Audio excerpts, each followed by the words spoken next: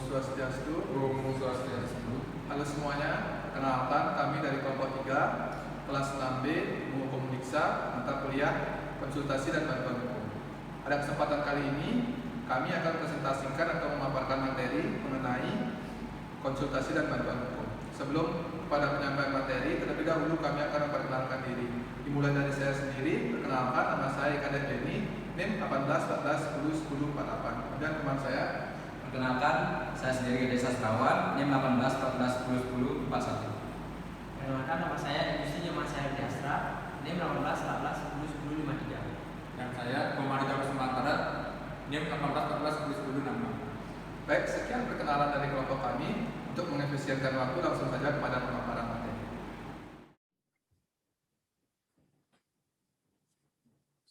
Halo semuanya, terima kasih atas waktu dan kesempatan yang telah diberikan kepada saya.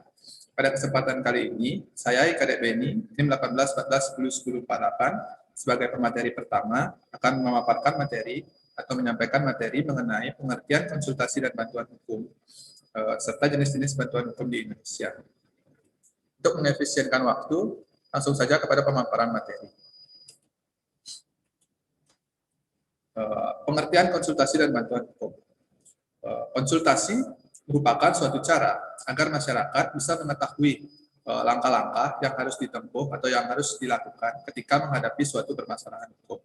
Kemudian berkaitan dengan konsultasi hukum ini, maka pelayanan konsultasi hukum dapat ditemukan pada lembaga-lembaga bantuan hukum, organisasi kemasyarakatan, maupun pada kantor-kantor advokat atau pengacara yang memberikan bantuan hukum secara cuma-cuma. Kemudian berkaitan dengan konsultasi hukum, terdapat pengertian bantuan hukum. Bantuan hukum merupakan suatu jasa hukum yang diberikan oleh pemberi bantuan hukum kepada penerima bantuan hukum secara cuma-cuma. Yang mana penerima bantuan hukum merupakan orang atau sekelompok orang yang miskin atau berada pada kondisi ekonomi tidak mampu. Kemudian berkaitan dengan kedua penjelasan yang sebelumnya, maka dapat disimpulkan bahwa konsultasi dan bantuan hukum merupakan suatu cara atau suatu jasa hukum yang diberikan oleh pemberi bantuan hukum pada penerima bantuan hukum, yang mana jasa hukum ini diberikan secara cuma-cuma dan bertujuan agar si penerima bantuan hukum dapat mengetahui langkah-langkah yang harus ditempuh ketika menghadapi suatu permasalahan hukum. Selain itu, penerima bantuan hukum juga dapat didampingi oleh pemberi bantuan hukum dalam menghadapi permasalahan yang sedang dijalani. Dan penerima bantuan hukum ini merupakan orang atau sekelompok orang yang tidak mampu secara ekonomi atau bisa dikategorikan sebagai masyarakat tidak mampu atau miskin. Kemudian, selain terdapat pengertian konsultasi dan bantuan hukum, terdapat pula jenis-jenis bantuan hukum di Indonesia. Menurut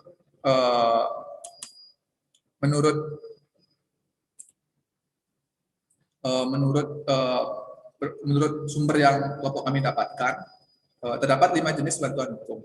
Adapun penjelasan mengenai kelima jenis bantuan hukum tersebut jelas sebagai berikut. Yang pertama ada bantuan hukum preventif. Bantuan hukum preventif ini merupakan suatu penerangan atau penyuluhan.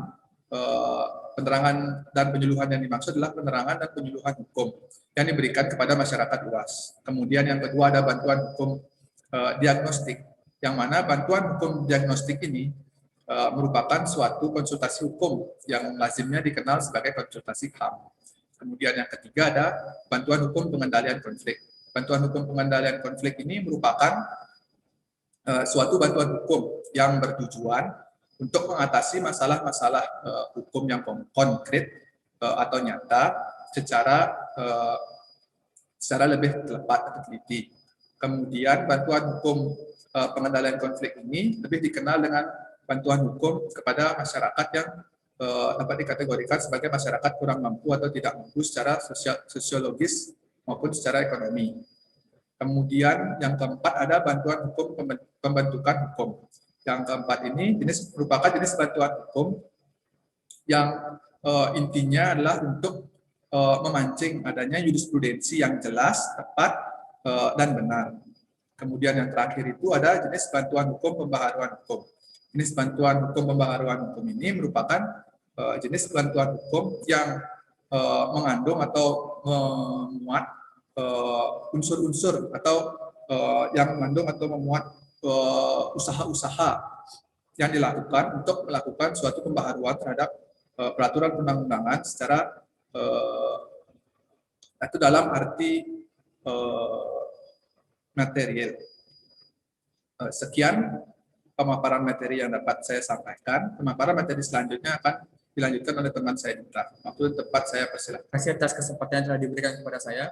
Saya Komandan Kusuma Antara, NIM 18 14 10 66. Di sini saya akan melanjutkan materi dari presentasi sebagai berikut.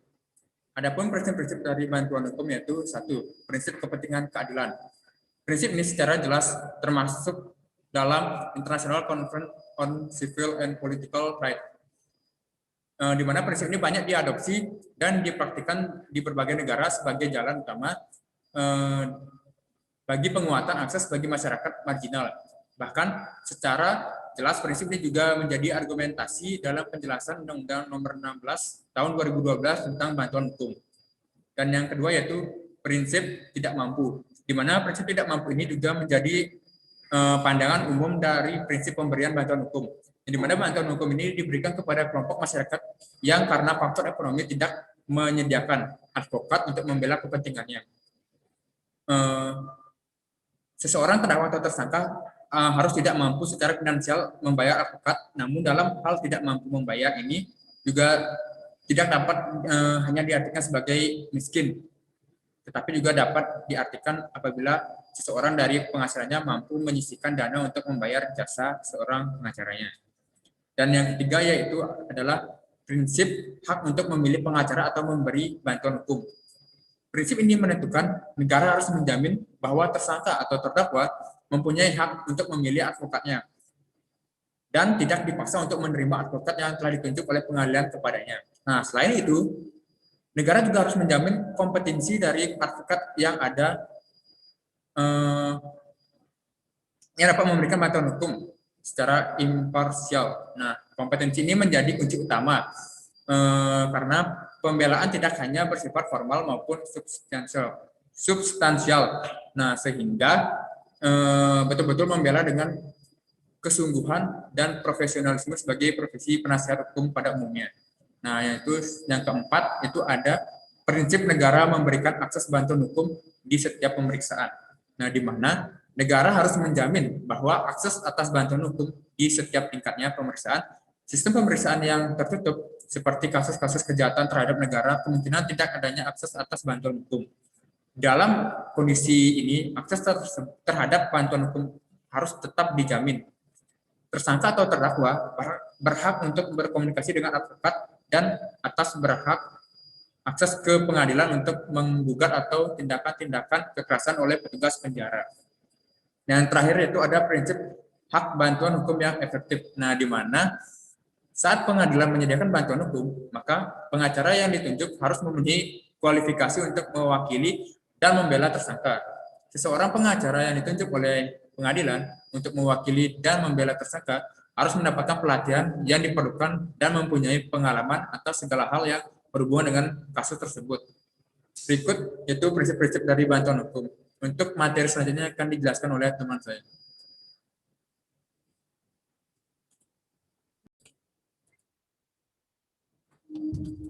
Terima kasih atas kesempatan waktu yang diberikan. Jadi saya Sahal Biasra, NIM 18 14 10 53 akan melanjutkan materi mengenai syarat dan tata cara bantuan hukum. Jadi ada beberapa prosedur yang harus dilalui oleh masyarakat yang ingin mendapatkan bantuan hukum. Jadi mereka itu harus mengajukan permohonan, baik itu tertulis ataupun lisan. Untuk perihal lisan itu bagi masyarakat yang tidak mampu menyusun permohonan secara tertulis.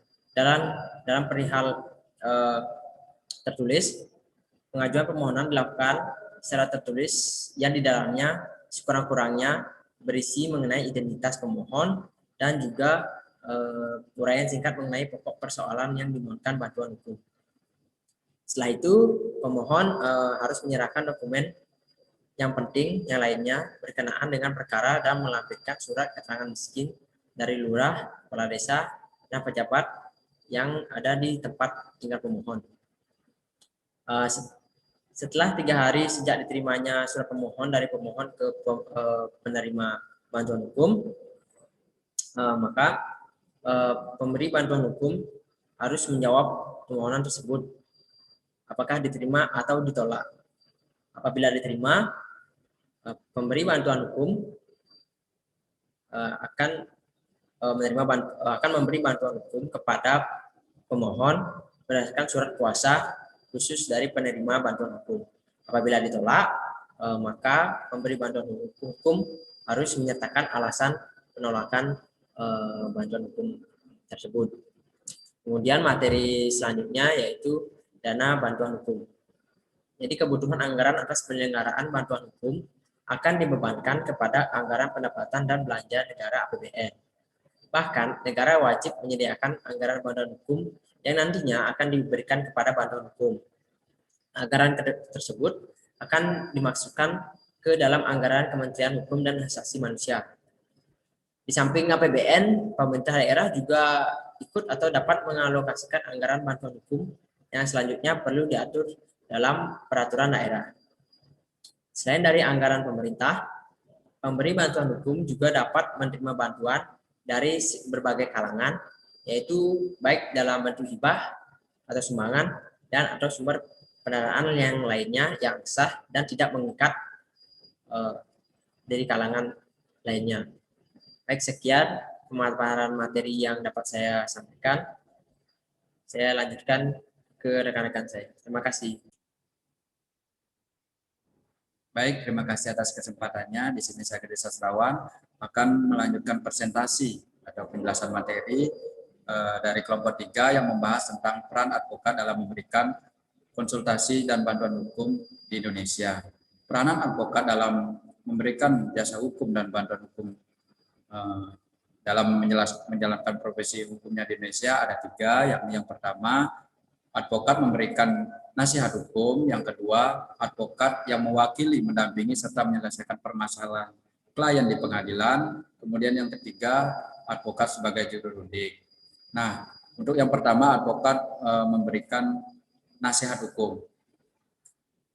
Dalam memberikan bantuan hukum, baik secara cuma-cuma ataupun memberikan bantuan hukum dengan imbalan atau lawyer fee, terlebih dahulu advokat akan menggali informasi sebanyak-banyaknya dari klien terkait permasalahan hukum yang dihadapi oleh kliennya dan memberikan nasihat-nasihat hukum yang berkaitan dengan permasalahan klien yang sedang ia hadapi. Selain itu, isi nasihat hukum ini memberikan pencerahan kepada si klien. Apakah permasalahan yang dihadapi harus menempuh jalur hukum atau menempuh jalur damai dalam perkara perdata, dan cara-cara untuk meringankan atau lepas dari jeratan hukum dalam perkara pidana. Selanjutnya, advokat dalam memberikan bantuan hukum kepada masyarakat berperan juga untuk mewakili dan menyelesaikan permasalahan hukum dalam proses pengadilan dari awal sampai akhir proses pengadilan, yang artinya advokat akan mendampingi atau ikut menyelesaikan permasalahan hukum ini dari awal hingga perkara itu diputus. Kemudian dalam perkara pidana, advokat itu berperan sebagai pendamping dalam proses persidangan, dan peranan advokat ini bergantung kepada surat kuasa dari klien yang diberikan kepada advokat itu sendiri, dan surat kuasa itu mencerminkan bahwa bagaimana kuasa yang didapat oleh seorang advokat yang akan ia terapkan di pengadilan. Advokat akan membela kliennya dengan tetap memperhatikan hak dan kewajiban serta kode etik seorang advokat itu sendiri. Yang terakhir, advokat berperan sebagai juru runding. Advokat berperan sebagai juru runding artinya bahwa advokat dapat berperan sebagai mediator dalam permasalahan hukum masalah hukum yang dimaksud adalah peran sebagai mediator ini adalah advokat akan mengupayakan penyelesaian permasalahan hukum secara damai atau dalam proses mediasi, baik itu dalam perkara perdata ataupun perkara-perkara pidana, yaitu perkara-perkara tertentu yang memang penyelesaiannya bisa secara non litigasi. Contoh, dalam perkara perdata yang dapat diselesaikan secara mediasi, yaitu biasanya perkara perceraian, itu juga tergantung kedua belah pihak, pihak laki-laki dan pihak perempuan, jika memang mereka sepakat memilih advokat A untuk menjadi mediatornya, maka advokat itu akan berperan sebagai juru runding untuk menyelesaikan masalah rumah tangga di luar jalur litigasi atau disebut jalur non litigasi. Kemudian dalam perkara-perkara pidana itu ada perkara pidana anak, misalnya terkait kejahatan terhadap anak yang pelaku tindak pidana juga masih di bawah umur atau bisa disebut masih sebagai anak-anak juga, itu bisa memilih seorang advokat sebagai juru rundingnya untuk menyelesaikan bagaimana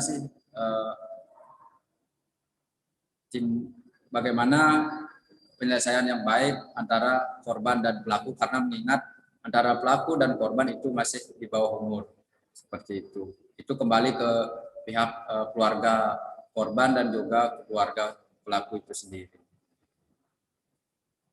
Pada dasarnya, advokat memberikan bantuan hukum bagi masyarakat Indonesia, baik secara cuma-cuma maupun dengan imbalan atau lawyer fee di Indonesia. Segala bentuk tindakan atau upaya hukum yang diberikan oleh seorang advokat terhadap kliennya itu biasanya akan diusahakan semaksimal mungkin. Namun pada praktiknya ada saja pandangan yang memperlihatkan bahwa adanya perbedaan terkait pemberian bantuan hukum dari segi ada atau tidaknya imbalan tersebut. Nah, ketika seorang advokat memberikan bantuan hukum yang ada imbalan atau disebut lawyer fee, biasanya seorang advokat dipandang akan mempunyai ambisi yang lebih tinggi, mempunyai rasa untuk memenangkan perkara yang sangat tinggi dan mengeluarkan keprofesionalannya secara tinggi juga dalam beracara. Berbeda atau bertimbal balik dengan bantuan hukum yang secara cuma-cuma, masyarakat memandang bahwa bantuan hukum secara cuma-cuma ini advokat dipandang kurang profesional dalam memberikan bantuan hukumnya dalam proses penyelesaian perkara yang dia bantu, seperti itu, karena secara cuma-cuma. Itu pandangan yang ada di luar. Namun yang sebenarnya itu adalah serius tidak serius bukan dari hasil akhir perkara itu dimenangkan atau tidak, tetapi dalam prosesnya masyarakat itu bisa melihat bagaimana keseriusan advokat itu memberikan jasa bantuan hukumnya, baik itu secara cuma-cuma maupun ada imbalan atau lawyer fee.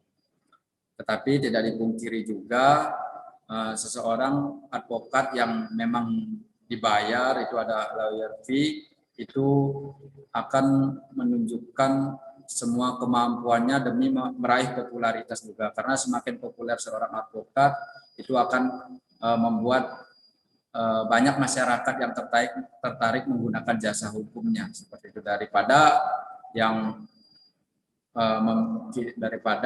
meminta bantuan hukum secara cuma-cuma pada lembaga bantuan hukum, namun hasilnya ini dari pandangan masyarakat sering tidak maksimal karena berakhir perkaranya dalam kekalahan, seperti itu. Tetapi tidak dapat dipungkiri juga pengacara-pengacara besar pun dalam beracara pasti pernah kalah dalam beracara, karena tidak semua pengacara itu dalam beracara itu selalu menang, seperti itu. Dan seorang advokat yang memberikan bantuan hukumnya secara cuma-cuma tidak juga hasilnya selalu tidak maksimal. Seperti contoh Bapak Dr. Hotman Paris yang menangani kasus pembunuhan anak yaitu Angelin pada tahun 2015, itu ia secara cuma-cuma memberikan bantuan hukumnya dan hasilnya maksimal. Sehingga pelaku pembunuhan tersebut dapat dituntut sesuai hukum yang berlaku, sesuai pasal yang memang dikenakan kepada pelaku. Itu adalah salah satu contoh peran advokat yang memberikan bantuan secara cuma-cuma dan hasilnya memang maksimal. Jika dalam proses pemberian bantuan hukum, masyarakat itu menemukan adanya kesalahan-kesalahan kesalahan-kesalahan yang dilakukan oleh advokat, sebaiknya masyarakat itu melaporkan tindakan-tindakan advokat yang memang dirasa telah melanggar hak-hak dari masyarakat tersebut yang memang meminta bantuan hukum. Seperti itu. Baik, demikian presentasi dari saya atau pemaparan materi dari saya, sekaligus penyampaian terakhir materi konsultasi dan bantuan hukum dari kelompok 3. Untuk waktu saya kembalikan ke moderator. Terima kasih.